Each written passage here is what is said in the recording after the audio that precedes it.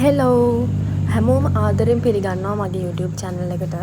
ඉතින් අද මම කතා කරන්න හිතුවා A level exam එක ගැන. මොකද මේ දවස්වල හැමෝම කතා වෙන topic එක තමයි A level exam එක. එක්සෑම් එකට තියෙන්නේ තව දවස් මම හිතන්නේ 23ක් හෝ 24ක් වගේ කාලයක්. ඉතින් මුලින්ම මට කියන්න තියෙන්නේ ඔයාලා කොයිම වෙලාවකවත් එක්සෑම් එකට බය වෙන්න එපා. මොකද අපි කවදා කොහොම හිටියත් අනිවාර්යෙන් ওই සිටුේෂන් එකට අපිට ෆේස් කරන්න අනිවාර්යෙන්ම වෙනවා. ඒකින්ද දැන් සමහර කට්ටිය හිතනවා මේ පාර ෂයි එක ස්කිප් කරලා ඊළඟ පාර ඉඳන් කරනවා කියලා.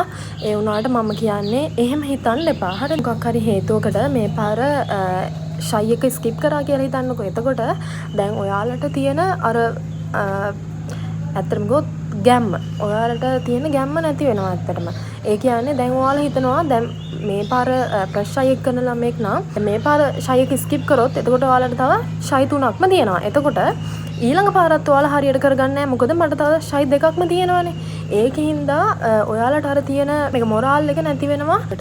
කොයිම වෙලාවකවත් එක්සෑම් එකට බය වෙන්න එපා. ඔයාලට බෑ කියලා හිතන්න එපා. අනිවාර්යයෙන්ම මේක ඔයාලට කරන්න පුළුවන්. ඇස්සත් එක්ක ගොඩක් කට්ටිය කම්මැලිකමට නිදා ගන්නවා, පාඩම් කරන්න හිතෙන්නේ නැහැ. ඉතින් එහෙම හිටියොත් නම් අපිට මේක කරගන්න අමාරුයි. ඒකින්ද ඔයාලා කම්මැලි වෙන්න එපා. කම්මැලි වෙන්නේ නැතුව මේ ගේම් එක කොහොම හරි ගහන්න ඔයාලා හැමෝටම පුළුවන්. මම කියන්නම් ඔයාලට පාඩම් කරන්න ක්‍රමයක්. ඒ කියන්නේ මුකුත්ම දන්නේ නැති ළමෙක් වුණත් මේ දවස් ටික හොඳටම ඇති මැච් එකක් ගහ ගන්න අනිවාර්යෙන්ම. ඔයාලා දන්නවනේ ඔයා මොනවද පාඩම් කරලා තියෙන්නේ, මොනවද පාඩම් කරලා නැත්තේ. අන්න ඒ වගේ ඔයා මුලින්ම තෝරගන්න ඔයාට මොනවද පුළුවන්. ඔයාට ගේමක් ගහගන්න පුළුවන් ටික මොනවද? මට මෙන්න මේ ප්‍රශ්න ටික ආවොත් මට අවුලක් නැහැ. මේක ෂේප් එකේ මට මැච් එකක් ගහගන්න පුළුවන්. ඒ වලුවන් ටික වෙනම ඔයා ගන්න. ඊට පස්සේ ඔයා බලන්න ඔයාට මුකුත්ම බැරි දේවල් මොනවද? ඒ කියන්නේ මට මේ ටික කවර් වෙලාම නැහැ. මට කවදාවත් මේ ටික ටච් වෙලාම නැහැ. කියන ටික ඔයා ඊට පස්සේ මාක් කරගන්න ඕනේ. ඊට පස්සේ මම කියන්නම් දැන් ඔයා දවසකට සාමාන්‍යයෙන් කොච්චර වැඩ ප්‍රමාණයක් කරන්න ඕනේද කියලා, ඒ වගේම දවසට කොච්චර කාලයක් පාඩම් කරන්න ඕනේද කියලා. දැන් නම් ඔයාට දවස් 25ක් වගේනේ තියෙන්නේ. එතකොට මේ කාලය ඇතුළත ඔයා අනිවාර්යෙන්ම දවසකට පැය 15ක් 18ක්වත් පාඩම් කරන්න ඕනේ. අනිවාර්යෙන්ම නැත්තම් අපිට මේ මැච් එක ගහගන්න අමාරුයි. ඒකින්ද ඔයාලා කම්මැලි වෙන්නේ නැතුව අනිවාර්යෙන්ම ඔයා දවස බෙදා ගන්න. මේ දවස ඔයා දැන් මුලින්ම පාඩම් කරන්නේ ජියෝග්‍රැෆි කියලා හිතන්නකෝ. එතකොට ජියෝග්‍රැෆි ඔයා දවසකට ගන්න. ඒ දවස තුල මෙන්න මේ පාඩම මම ඉවර කරගන්නවා කොහොම හරි කියන අදිෂ්ඨානෙන් ඔයා වාඩි වෙන්න. ඊට පස්සේ ඔයා අනිවාර්යෙන්ම ඔයා ටාගට් කරගත්ත දේ අනිවාර්යෙන්ම පාඩම් කරලා ඉවර කරගන්න ඕනේ. නැත්තම් මේක කරගන්න අමාරුයි. ඔයාලට මම කියන්නේ ගොඩක් පාඩම් කරන්න ගොඩ ගැහිලා තියෙන කට්ටියට නම් දැන් කොහෙන් පටන්ගෙන කොහෙන් ඉවර කරන්නද කියලා හිතා ගන්න බැරුවනේ ඉන්නේ. ඒකින්ද ඒක අර ඔක්කොම හැලිය දාගෙන පාඩම් කරගන්න තියාගන්න එපා. එහෙම කරන්න බෑ. මම අර කිව්ව විදියට ඒ ෂෙඩියුල් එකට ඔයාලා පාඩම් කරන්න අනිවාර්යයෙන්ම පුළුවන්. එහෙම අපි දැන් දන්නවා හැම සබ්ජෙක්ට් එකේම අපිට කවර් වෙලා තියෙන්නේ මොනවද, අපිට කවර් වෙලා නැත්තේ මොනවද, අපි මුකුත්ම දන්නේ නැත්තේ මොනවද, ඒ වගේම අපි තව ගොඩක් මහන්සි වෙන්න ඕනේ මොනවද කියලා. ඊට පස්සේ දැන් ඔයාට ඒ ගැන අවබෝධයක් තියෙනවනේ. ඊට පස්සේ ඔයාට දැන් තියෙන දවස් 25යි. ඊට පස්සේ ඔයා මේ දවස් 25 බෙදා ගන්න. මුල්ම දවස් 15 වෙනම තියාගන්න. ඊට පස්සේ අවසාන දවස් 10 වෙනම තියාගන්න. ඊට පස්සේ ඔයා අර බෙදාගත්ත මුල් දවස් 15න් ඒකත් නැවත දෙකට බෙදා ගන්න ඕනේ. දැන් දවස් එක සබ්ජෙක්ට් එකට දවස් 7ක් දාන්නකෝ. අනිත් සබ්ජෙක්ට් එකට දවස් 8යි. එතකොට ඔයා මුලින්ම බෙදාගත්ත දවස් ටික ගන්න ඕනේ ඔයාට අමාරුම සබ්ජෙක්ට් එක පාඩම් කරන්න. දැන් ඔයාට අමාරු ජියෝග්‍රැෆි කියලා හිතන්නකෝ.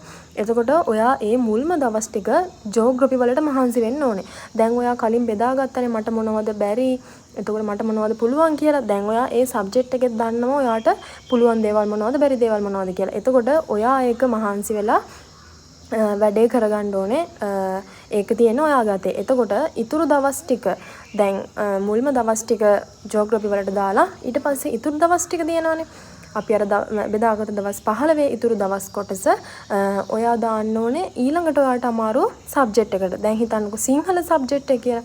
එහෙනම් සිංහල සබ්ජෙක්ට් එකට තමයි ඒ දවස් ටික දාන්න ඕනේ. ඊට පස්සේ දවස් 10ක් ඉතුරු වෙන්නේ. එතකොට ඒ දවස් ටික ඔයා කරන්න ඕනේ ඒකත් දෙකට බෙදා ගන්න. ඒකෙන් එතකොට අපිට තව පාඩම් කරන්න තව සබ්ජෙක්ට් එකක් ඉතුරු වෙලා තියෙනවානේ. එතකොට ඒ දවස් 10න් ඔයා දවස් 5ක් දාගන්න. ඔයාට පුළුවන් සබ්ජෙක්ට් එකට. ඒ සබ්ජෙක්ට් එකේ තව මොනවද අපිට බැරි තැන්, ඒ වගේම මං තව මොනවාද මහන්සි වෙන්න ඕනේ තැන් වගේ ඒවා පාඩම් කරගන්න දවස් 5ක් ඔයාට කැමති ප්‍රමාණයක් දාගන්න. ඔයා ඒ පාඩම් කරලා තියෙන විදිහ අනුව දවස් ගාන ඔයා බෙදා ගන්න. ඊට පස්සේ ඒකේ කොහොම හරි ඔයාට දැන් ඉතුරු වෙනවනේ දවස් 5ක්.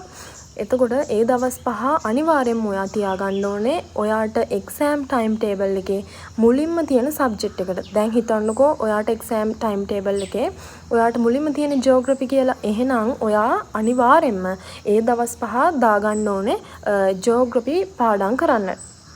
මොකද පළවෙනියටම එක්සෑම් ටයිම් ටේබල් එකේ අපිට පළවෙනියටම ලියන්න තියෙන සබ්ජෙක්ට් එක අවුල් වුණොත් අපිට මුළු එක්සෑම් එකම අවුල් වුණා වගේ. මොකද අරක අවුල් වෙලා අනිත් ඒවා අපිට පාඩම් කරන්න හිතෙන්නේ නැහැනේ. ඒකෙන්ද ඔයාලා ඒ දවස් 5 අනිවාර්යයෙන්ම තියාගන්න ඕනේ. දැන් නැත්තම් ඔයාලා දැන් හිතනවා මට ඒක පුළුවන්. මට ඒ සබ්ජෙක්ට් එක මුලින්ම තියෙන සබ්ජෙක්ට් එක පුළුවන්. ඒකෙන්ද මට බැරි සබ්ජෙක්ට් එක මේ අවසාන දවස් ටිකෙත් පාඩම් කරනවා. දවස් 2ක් වගේ තියලා මම අරක පාඩම් කරනවා කියලා එහෙම හිතන්න එපා. මොකද පළවෙනි එක අවුල් වුණොත් ඔයාට ඒක අවුල් එක්සෑම් එකම එතකොට අවුල් යනවා. ඒකින්ද එහෙම කරගන්න එපා. ඔයාට පුළුවන් වුණත් බැරි වුණත් අර දවස් 5ක් 4ක් දවස් 4ක් උපරිම තියාගන්න අර සබ්ජෙක්ට් එක මුලින්ම තියෙන සබ්ජෙක්ට් එක පාඩම් කරා. ඔයාලා මේ දවස් ටිකට ඔයාගේ ෆෝන් එක පොඩ්ඩක් ඈඩ් කරලා තියාගන්න. ඔයාට අවශ්‍යම වෙලාවට විතරක් ඔයාගේ ෆෝන් එක ගන්න ඔයාගේ අතට. දැන් තියෙන්නේ අවසානම දවස් 25. මේ දවස් 25 තමයි ඔයාගේ තීරණාත්මක දවස් 25. එතකොට ඔයා වැටෙන හැම වෙලාවෙම හිතන්න රිසල්ට් ඇවිල්ලා ඔයාගේ රිසල්ට් එන දවස ගැන ඔයා හිතන්න. ඔයාගේ රිසල්ට් ආවට පස්සේ ඔයාට සබ්ජෙක්ට් තුනටම A3ක් ඇවිල්ලා ඔයාගේ ස්ටඩි ස්කෝර් එක හොඳ මට්ටමක තියෙද්දි ඔයා කොහොමද සතුටු වෙන්නේ කියලා ඔයා හිතින් මවා ගන්න. ඔයාට කම්මැලි හිතෙන වෙලාවට, ඔයාට පාඩම් කරන්න හිතෙන්නේ නැති වෙලාවට ඔයා මගේ රිසල්ට් ආවට පස්සේ මම කොහොමද මේ මොහොත විඳින්නේ කියලා ඒක මතක් කරගන්න. ඒ තියෙන සතුට කොහොමද? ඔයා යාළුවන්ට කෝල් කරලා ඔයාගේ රිසල්ට් එක කියන්නේ කොහොමද? නෑදෑයන්ට කෝල් කරලා රිසල්ට් එක කියන විදිය. ඒ වගේම ඒවා ඔක්කොම ඔයා හිතින් මවා ගන්න. එතකොට අපිට පාඩම් කරන්න ආසාවක් ඇති වෙනවා. මම හැමදාම හිතුවේ කම්මැලි වෙලාවට මම හිතුවේ මම ක්ලාස් එකේ ස්ටේජ් එකේ නැගලා අනිත් නංගිලා මල්ලිලාට, ඒ කියන්නේ අපිට පල්ලෙහෙන් ඉන්න බැජ් එකේ කට්ටියට මගේ රිසල්ට් එක මම කියනවා. මම පාඩම් කරපු විදිය, මම මහන්සි වෙච්ච විදිය, එයාලට මම කියන විදිය. ඔයා මහන්සි වෙලා වැඩ කරොත් ඒකේ රිසල්ට් එක ඔයාට තියෙයි. අපි වපුරන තරමට තමයි අපිට අස්සන්න හම්බෙන්නේ. ඒකින්ද ඔයා මහන්සි වෙලා වැඩ කරොත් ඔයාගේ රිසල්ට් එක හොඳ රිසල්ට් එකක් වෙයි. ඉතින් මම හිතනවා මගේ වීඩියෝ එකෙන් ඔයාලා මොකක් හරි දෙයක් ගන්න ඇති කියලා. මේ දවස් ටික උපරිම වැඩ කරලා ඔයාගේ පුළුවන් උපරිමෙන්ම වැඩ කරලා එක්සෑම් එක හොඳට ගොඩ දාගන්න.